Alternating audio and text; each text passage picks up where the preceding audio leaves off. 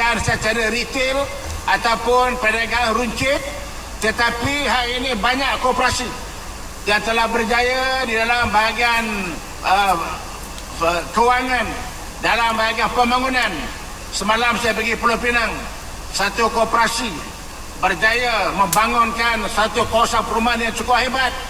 Kita juga ada koperasi yang dah mula membuat makanan untuk ruminan, dan ada juga koperasi kita yang telah pun berjaya di perangkat antarabangsa di bahagian pelancongan. Jadi kita harap bahawa koperasi ini akan terlibat dalam berbagai bidang perniagaan dalam negara kita ini. Tuan Sri, tuan-tuan dan puan yang saya hormati sekalian, dalam kita nak membantu rakyat menangani keadaan hari ini, iaitu isu kenaikan harga barang, kita sudah maklum bahawa kenaikan harga barang ini bukan saja dalam negara kita tapi seluruh negara global. Ini saya tahulah, pergi luar negara semua barang naik. Ini kerana satu COVID-19 melanda dunia kita ini. Namun demikian, kita lihat bahawa kerajaan sentiasa memikirkan bagaimana untuk kita nak meringankan beban rakyat. Salah satu bidang yang boleh koperasi memainkan peranan ialah di dalam ternakan ayam. Ayam hari ini popular betul. Hari-hari sebut pasal ayam. Koperasi saya lihat dalam bidang agro makanan, kita akan memberikan keutamaan kepada mana-mana koperasi yang terlibat dalam agro makanan. Maka mereka ini hendaklah dibantu dengan segera supaya mereka dapat meringankan beban rakyat dalam negara kita ini. Kita sudah maklum bahawa Bank Negara ada peruntukan 500 juta untuk membantu agro makanan. Jadi Suruhanjaya Koperasi juga ada tabung bantuan, ada juga peruntukan kita. Tetapi Yang Berhormat Perdana Menteri, saya merayulah kalau boleh yang 500 juta yang Bank Negara ada tu, apa salahnya letaklah kumpulannya 1 juta bawa SKM, biarlah koperasi ini SKM yang urus. Ini kadang-kadang kalau bagi bank urus ni dia lain sikit. Saya fahamlah bahawa agensi saya pun ada bank rakyat, ada SME bank. Prosedur bank ni dia luar biasa sedikit, sebab dia uruskan duit penyimpan mereka. Tapi kalau duit kerajaan letak di mana-mana bank ataupun letak di SKM, lebih mudah untuk kita nak membantu rakyat dengan mengurangkan prosedur-prosedur yang mungkin tidak sama dengan prosedur yang dikenakan oleh pihak bank. Jadi kalau dapat Yang Berhormat Perdana Menteri, saya yakin SKM akan dapat memberikan peranan untuk membantu agro makanan dalam negara kita ini. Yang kedua, Yang Berhormat Perdana Menteri, dalam saya kata tadi dalam bidang koperasi, bukan saja terlibat dalam agro makanan, koperasi juga terlibat dalam bidang perladangan. Saya dimaklumkan secara keseluruhan gerakan koperasi mempunyai tanah sawit seluas 113,351 hektar dengan bilangan koperasi yang terlibat adalah sebanyak 209 koperasi. Hari ini saya dimaklumkan oleh koperasi ini masalah pendatang-pendatang, masalah pekerja. Maka saya merayulah, mengharapkan kepada Yang Berhormat Perdana Menteri supaya memohon agar permohonan koperasi untuk mendapatkan kuota pekerja asing ini dapat dipertimbangkan dengan sewajarnya. Biarlah koperasi memohon secara langsung dengan Kementerian Sumber Manusia. Kalau tidak pada hari ini, bila koperasi nak mohon pekerja asing, dia kena ikut di bawah SSM. Sedangkan koperasi berbeza dengan SSM. Jadi kita minta biarlah SKM menguruskan pengambilan pekerja asing untuk peladangan koperasi. Setuju ke tidak, tuan-tuan dan puan-puan? Inilah harapan kita, Yang Maha Datuk, dan juga mengenai koperasi. Ramai. Juga saya kata tadi, koperasi bank rakyat dah habis dah. Kalau boleh kita tunggulah. Kalau ada pengumuman daripada Yang Hormat Perdana Menteri, kalau boleh kita nak tubuhkan satu lagi koperasi. Koperasi ini lebih kurang bank rakyat lah. Kalau ada koperasi ini dia luar biasa sedikit. Bukan koperasi bisnes-bisnes. Koperasi ini yang dikawal oleh pihak kementerian, dikawal oleh pihak kerajaan. Jadi kita harap kalau ada satu koperasi baru ini yang boleh lawan bank rakyat, saya yakin koperasi ini akan hebat di masa hadapan. Inilah harapan kita supaya pembaruan akan dibuat di dalam koperasi. Begitu juga logo. Ini logo KOM ni. Ini kalau boleh saya pergi dekat UK baru ni, semua ada lambang ni, COOP ni. Jadi lambang COOP ni nak kena kita gunakan. Kalau di London dia tulis tu COP since 1844. Bermakna di London UK dah 100 tahun lebih awal daripada kita. Kita baru 1 tahun. Jadi kalau kita pula tulis COOP sejak 1922, ini akan jadi sejarah kepada perjuangan koperasi. Jadi tuan-tuan dan yang majlis sekalian, saya amat mengharapkan supaya koperasi akan terus bergerak, dan saya amat yakin dengan pengalaman, dengan semangat Yang Hormat Perdana Menteri yang tahu apa itu koperasi, yang beliau juga ada koperasi, yang dia tahu dia bera juga koperasi ini hebat. Hari ini orang bera pun ada.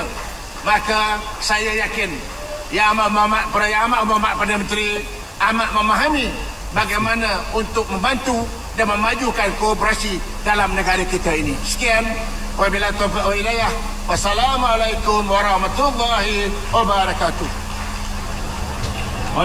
Baik, itu tadi ucapan aluan yang diberikan oleh Menteri Pembangunan Usahawan dan Koperasi Yang Berhormat Tan Sri Noh bin Haji Omar.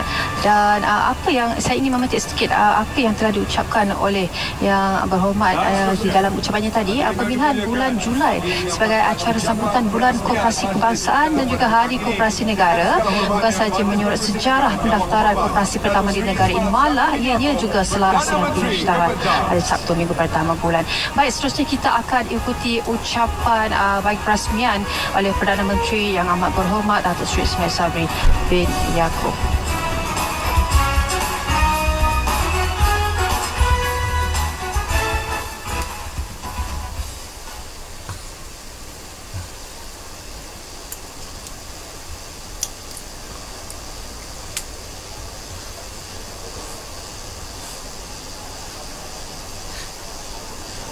Terima kasih saudara pengacara majlis. Bismillahirrahmanirrahim. Assalamualaikum warahmatullahi wabarakatuh. Salam sejahtera, salam keluarga Malaysia. Yang berhormat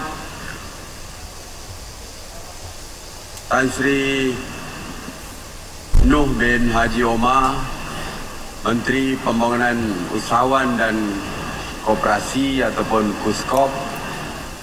Yang berhormat Datuk Seri Dr. Syahidan bin Kasim, Menteri Wilayah Persekutuan. Yang berhormat Datuk Muslimin bin Yahya, Timbalan Menteri KUSKOP. Yang berbahagia Datuk Suryani binti Datuk Ahmad, KSU KUSKOP. Yang berusaha Tuan Haji Zazali bin Harun, Pengerusi Eksekutif SKM. Yang berbahagia Datuk Bandar Kuala Lumpur. Yang berbahagia Datuk Seri Dr. Abdul Fattah bin Abdullah, Presiden Angkasa. Yang berhormat ahli-ahli Majlis Mesyuarat Kerajaan Negeri, ketua-ketua jabatan dan agensi, pemimpin-pemimpin koperasi, keluarga kooperator, rakan-rakan media, tuan-tuan, puan-puan, keluarga Malaysia yang saya kasihi sekalian. Alhamdulillah, syukur kehadrat Allah Subhanahu Wa Taala kerana dengan izin dan limpah kurnianya kita dapat berhimpun pada petang yang berbahagia ini bagi menjayakan majlis sambutan Bulan Koperasi Kebangsaan 2022 ataupun BKK 22. Saya amat berbesar hati dan mengucapkan terima kasih kepada KUSKOP, terutamanya kepada Yang Berhormat Tan Sri Noh kerana mengundang saya merasmikan majlis ini. Seperti yang Tan Sri Noh maklumkan, memang saya mempunyai banyak kenangan bersama koperasi ini, bersama kooperator-kooperator, bersama dengan gerakan koperasi, sama-sama tahu tentang masalah yang dihadapi oleh koperasi dan sebagainya. Jadi kedatangan saya hari ini mengembalikan nostalgia saya bersama koperasi. Penganjuran majlis ini merupakan manifestasi semangat kerjasama keluarga Malaysia melalui gerakan koperasi yang menyambut ulang tahun ke-100 pada 21 Julai ini. Tahniah dan syabas saya ucapkan.